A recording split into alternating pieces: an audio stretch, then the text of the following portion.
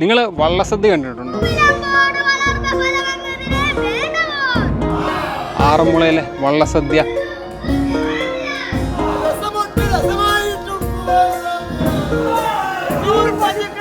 അമ്പത്തിരണ്ട് കരക്കാരും 52 പള്ളിയോടങ്ങളും 72 ദിവസമൊക്കെ നീണ്ടു നിൽക്കുന്ന ഏറ്റവും ഫേമസ് ആയിട്ടുള്ള കേരളത്തിലെ ഒരു ഇവൻ്റായ ആറന്മുള വള്ളസദ്യയുടെ കാഴ്ചകളാണ് ഇന്ന് നിങ്ങളെ കാണിക്കാൻ പോകുന്നത്.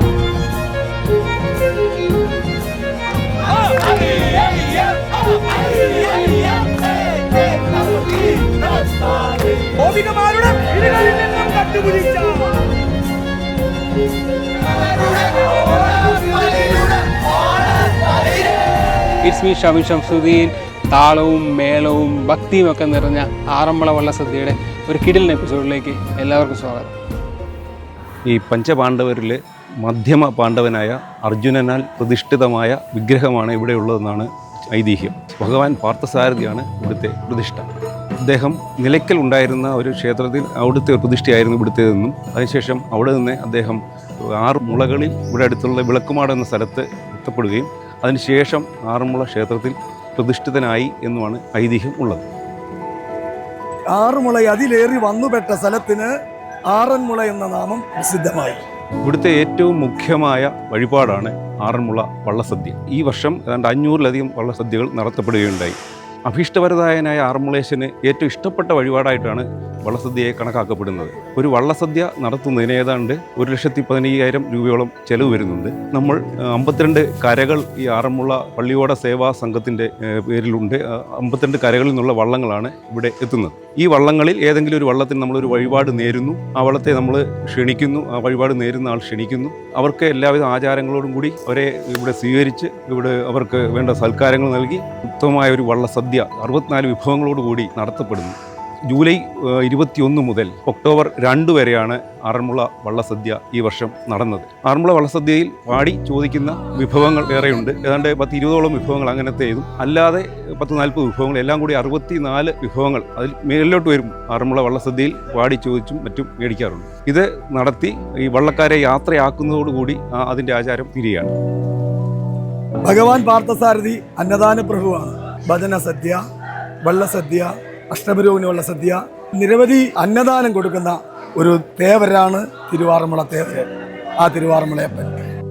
ഈ വള്ളസദ്യകൾ നടത്തുന്നത് ആറന്മുളേശനുള്ള അപാരമായ വിശ്വാസത്തിൻ്റെ അടിസ്ഥാനത്തിൽ അവർ നേരുന്ന വഴിപാടുകളാണ് വള്ളസദ്യകൾ. എന്തെങ്കിലും ഇഷ്ടകാര്യ സാധ്യത്തിന് കൂടുതലും സന്താന സൗഭാഗ്യമാണ് ഇതിൻ്റെ ഏറ്റവും വലിയൊരു വഴിപാടായിട്ട് നേരാൻ കാരണമായിട്ടുള്ളത്. ചടങ്ങ് ആദ്യം നമ്മൾ ഒരു വള്ളസദ്യ നടത്തുമ്പോൾ കരക്കാരെ, ഏത് വള്ളത്തിനാണോ സദ്യ നടത്തേണ്ടത് ആ കരക്കാരെ നമ്മൾ ഔദ്യോഗികമായി ക്ഷണിക്കേണ്ടതായിട്ടുണ്ട്. അതിനാദ്യമായി ഇവിടെ നമ്മുടെ പള്ളിയോട സേവാ സംഘത്തിൽ രജിസ്റ്റർ ചെയ്യണം. 10,000 രൂപ കൊടുത്ത് രജിസ്റ്റർ ചെയ്ത് കഴിഞ്ഞാൽ അതിനുശേഷം ഏത് വള്ളത്തിനാണോ വള്ളസദ്യ നടത്തേണ്ടത് ആ വള്ളക്കരയെ പോയി വിളിക്കുക എന്നുള്ള ഒരു ചടങ്ങുണ്ട്. അവരെ ക്ഷണിച്ചു കഴിഞ്ഞാൽ ആ ദിവസം വള്ളസദ്യ നടക്കുന്ന ദിവസം രാവിലെ ഇവിടെ നിന്ന് കിട്ടുന്ന മാല്യങ്ങളുണ്ട്, അത് ക്ഷേത്രത്തിൽ പൂജിച്ച് അത് വള്ളക്കരയിൽ കൊണ്ടുപോയി കൊടുക്കണം. വള്ളത്തിൽ ചാർത്തി വെറ്റ പോലെ കൊടുത്ത് വള്ളത്തെ യാത്രയാക്കുന്നു.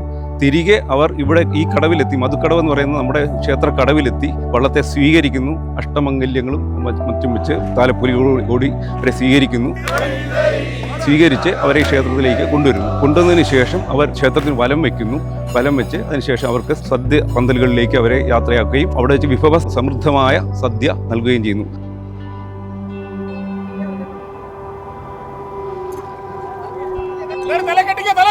നമ്മൾ അമ്പലത്തിൻ്റെ തൊട്ടടുത്തുള്ള കത്തർക്കടവ് എന്ന് പറഞ്ഞിട്ട് ഒരു കടവിലെത്തി. അവിടെയാണ് ഈ വള്ളങ്ങളെല്ലാം കൂടെ, വള്ളങ്ങൾ എന്ന് പറയാൻ പാടില്ല, പള്ളിയോടങ്ങൾ നിരത്തി വെച്ചിരിക്കുന്നത്. ഇവിടെ നിന്നാണ് വള്ളസദ്യ സ്റ്റാർട്ട് ചെയ്യുന്നത്.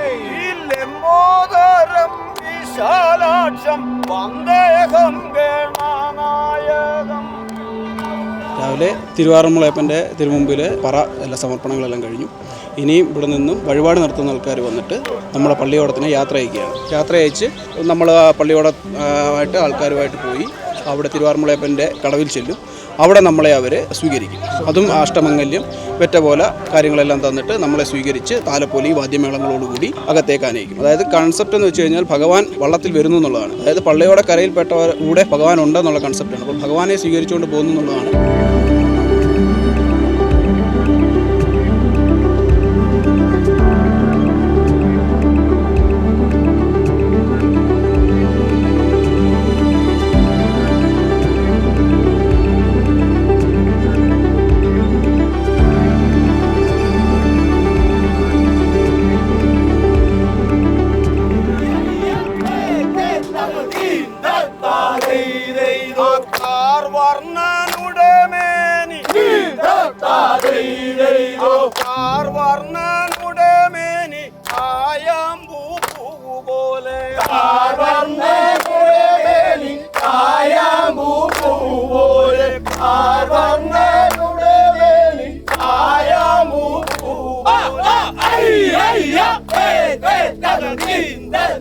ഈ ആറന്മുള ടെമ്പിളിന് തൊട്ടടുത്ത് തന്നെയുള്ള കത്രക്കടവ്, അവിടെയാണ് നമ്മൾ നേരത്തെ നിന്നിരുന്നത്. കത്രക്കടവ് നിന്ന് പുറപ്പെടുന്ന ഈ പള്ളിയോളങ്ങൾ ടെമ്പിളിലെത്തുകയും അവിടുന്ന് അവരെ സ്വീകരിച്ച് അകത്ത് കൊണ്ടുവന്ന ചടങ്ങൊക്കെയാണ് ഇനി നമ്മൾ കാണാൻ പോകുന്നത്. അതിനു മുമ്പായിട്ട് ഇവിടെ മൊത്തം 52 കരക്കാരുണ്ട്.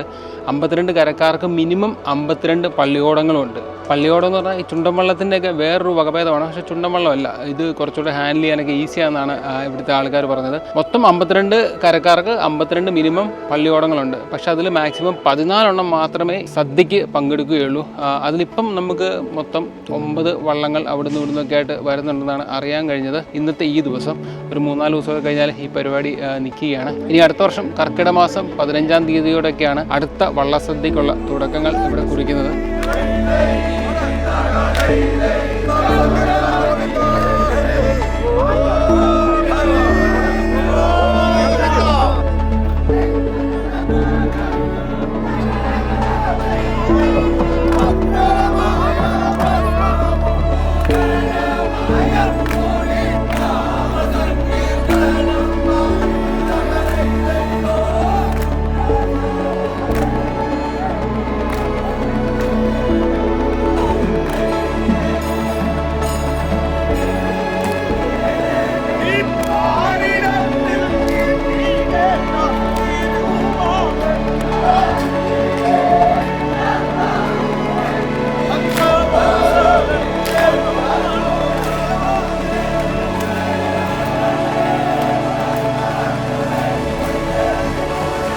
വള്ളക്കാരെയൊക്കെ സ്വീകരിച്ച് ദക്ഷിണ കൊടുത്ത് അകത്ത് കയറ്റി ഇവിടുത്തെ കലാപരിപാടിയൊക്കെ കഴിഞ്ഞിട്ട് ഇനിയാണ് മെയിൻ സംഭവം. നമ്മുടെ ബാക്കിൽ കാണുന്ന ഹാളിൽ ഫുഡ് കഴിക്കാൻ പോവുകയാണ്. നമ്മുടെ വള്ളസദ്യ, ഫേമസ് ആയിട്ടുള്ള വള്ളസദ്യ. അതിലുണ്ട് കുറേ വെറൈറ്റീസ്. 44 + 15 59 കൂട്ടം കറികളുള്ള സദ്യയാണ്. അതിൽ 44 കൂട്ടം നമുക്ക് നോർമലി തരും. ബാക്കി ഈ വള്ളക്കാരൊക്കെ പാട്ടുപാടി മേടിക്കണം. അതാണ് ഇനി നമ്മൾ കാണാൻ പോകുന്ന കലാപരിപാടി. കയറാത്തത്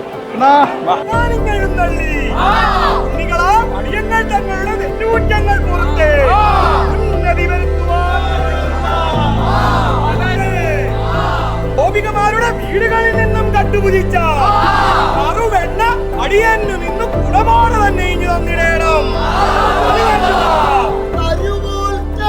ഈ ആറന്മുള ദേശത്തൊക്കെ തേച്ചുകുളി സദ്യകൾ എന്ന് പറയുന്ന പേരിൽ സദ്യകൾ നടത്താറുണ്ടായിരുന്നു. അത് കൂടുതലും കുട്ടികൾക്ക് നടത്തുന്ന സദ്യയായിരുന്നു. അത് കൊച്ചുകുട്ടികളെ വീട്ടിൽ വിളിച്ചു വരുത്തി അവർക്കാണെങ്കിൽ വേണ്ട വിധത്തിലുള്ള ആചാരങ്ങൾ നൽകി അവരെ ആറ്റിൽ കൊണ്ടുപോയി കുളിപ്പിച്ച് വീട്ടിൽ കൊണ്ടുവന്ന് വിഭവസമൃദ്ധമായ സദ്യ നടത്തുന്ന ഒരു ചടങ്ങ് പണ്ട് ഈ ദേശങ്ങളിലൊക്കെ നടന്നിട്ടുണ്ടായിരുന്നു. അതിനെ ചുവട് പിടിച്ചിട്ടാവണം ആറന്മുള വള്ളസദ്യ ഈ നിലയിലേക്കൊക്കെ എത്തിച്ചേർന്നത്.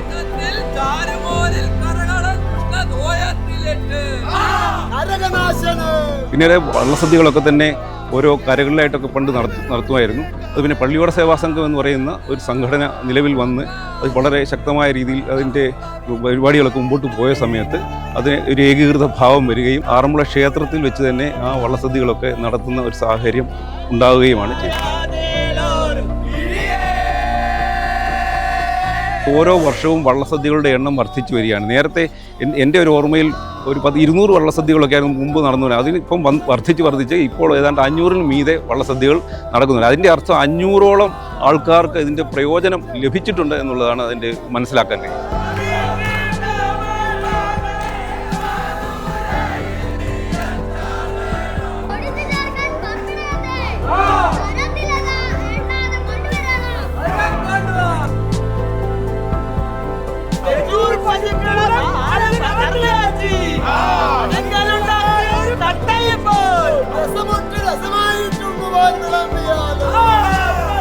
സദ്യയെല്ലാം കഴിച്ചു കഴിഞ്ഞ് കഴിയുമ്പോഴത്തേക്കും ഒരു മംഗളം പാടും, അവരെ അനുഗ്രഹിക്കും. ഭഗവാൻ അനുഗ്രഹിക്കും എന്നുള്ള കൺസെപ്റ്റിൽ തന്നെ അനുഗ്രഹിക്കും.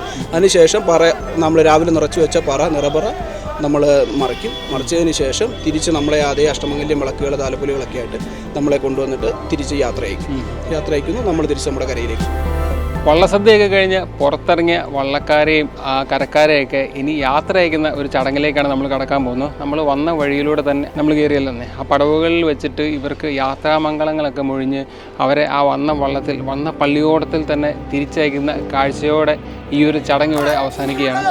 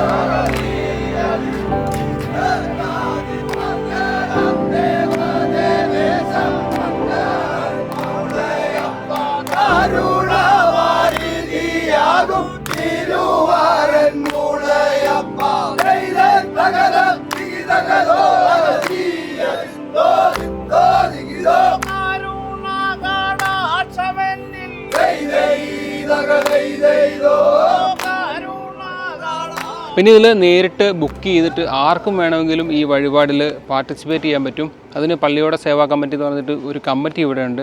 അവരുമായിട്ട് കോൺടാക്ട് ചെയ്തിട്ട് ഏത് ഡേറ്റിലാണോ നിങ്ങൾക്ക് ഈ വള്ളസദ്യ നടത്തേണ്ടത് അതൊക്കെ അവരോട് ചോദിച്ചാൽ നിങ്ങൾക്ക് അറിയാൻ പറ്റും ഏതൊക്കെ ഡേറ്റിലാണ് അവൈലബിൾ ആയിട്ടുള്ളതെന്നൊക്കെ.